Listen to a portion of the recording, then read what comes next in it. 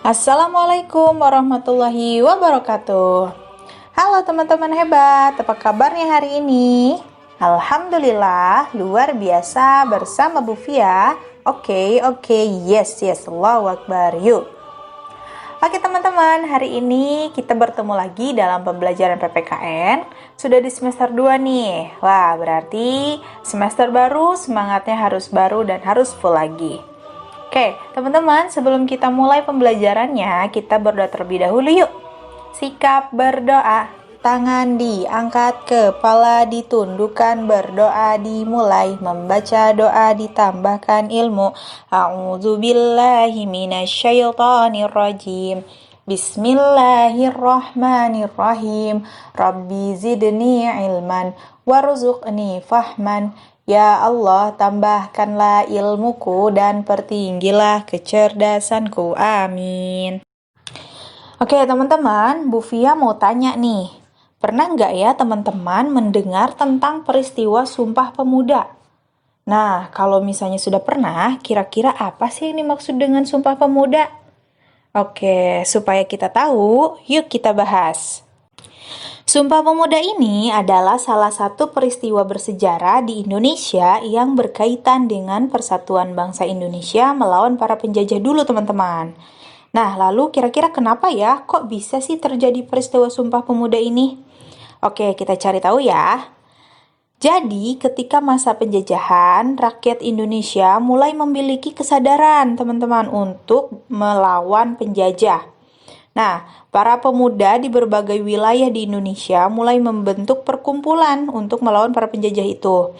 Perkumpulan pemuda tersebut membawa nama daerahnya masing-masing.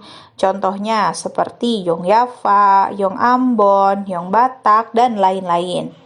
Namun, karena organisasi ini bersifat kedaerahan, mereka hanya berjuang untuk daerah asalnya saja, sehingga sulit sekali menciptakan rasa persatuan. Selain itu, ada juga organisasi kepemudaan modern pertama yang didirikan oleh Dr. Sutomo nih, yaitu organisasi Budi Utomo. Organisasi kepemudaan ini terbentuk dari gagasan Dr. Wahidin Sudirohusodo yang merupakan teman dari Dr. Sutomo nih.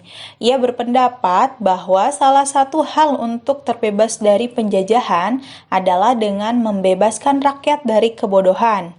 Sehingga organisasi Budi Utomo ini berfokus pada pendidikan. Nah, selanjutnya organisasi-organisasi ini bersatu dan mengadakan pertemuan besar atau biasa disebut dengan kongres atau kongres pemuda. Nah, pada kongres pemuda inilah berhasil dirumuskan Sumpah Pemuda. Oke, selanjutnya, kapankah peristiwa Sumpah Pemuda ini terjadi? Yuk, ada yang tahu? Oke, yuk kita cari tahu bersama-sama. Pertemuan pertama atau Kongres Pemuda 1 dilaksanakan pada tanggal 30 April sampai dengan 2 Mei tahun 1926 di Jakarta nih. Lalu pertemuan kedua atau Kongres Pemuda kedua dilaksanakan pada tanggal 27 sampai 28 Oktober 1928 di 3 tempat yang berbeda. Rapat yang pertama nih, pada tanggal 27 Oktober 1928 dilaksanakan di Gedung Katolik Jongenlingenbon atau KJB yang ada di Jakarta Pusat.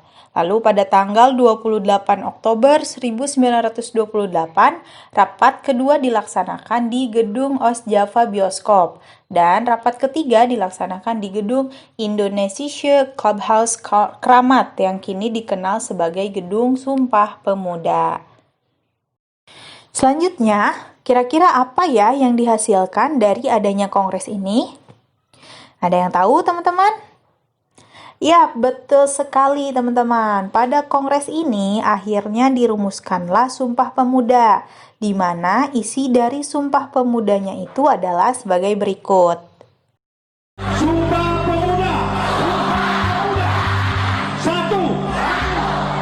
Kami putra dan putri Indonesia.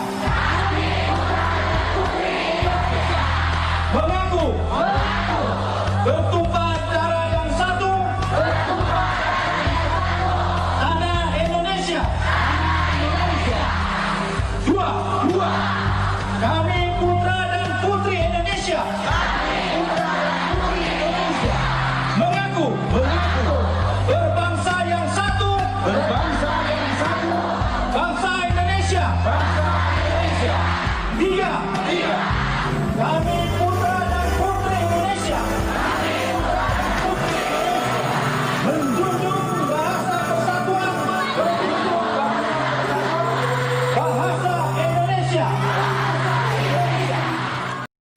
Pada kongres yang dilaksanakan di gedung yang saat ini dikenal sebagai Gedung Sumpah Pemuda ini, selain merumuskan Sumpah Pemuda, ada fakta menarik lainnya nih teman-teman.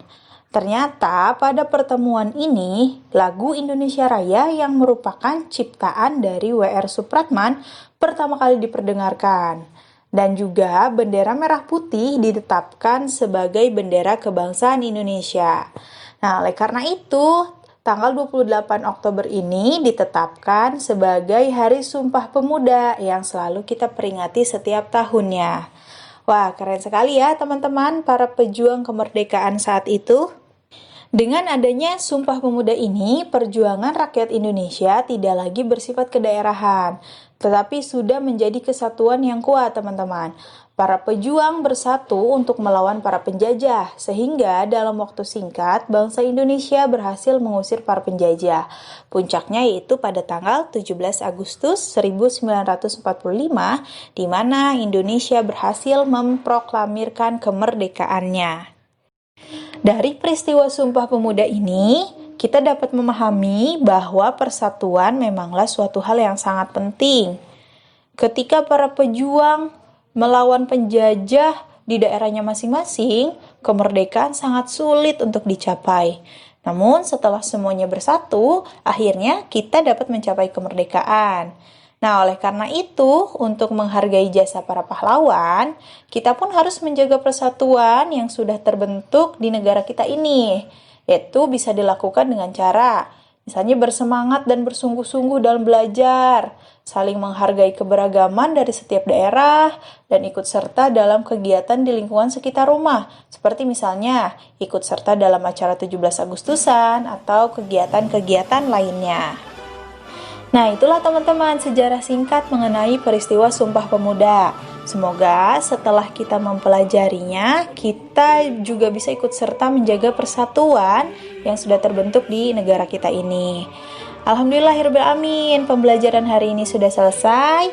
Bu Fia ucapkan jazakumullah khair untuk teman-teman yang sudah sangat hebat dalam menyimak video pembelajaran Bu Fia.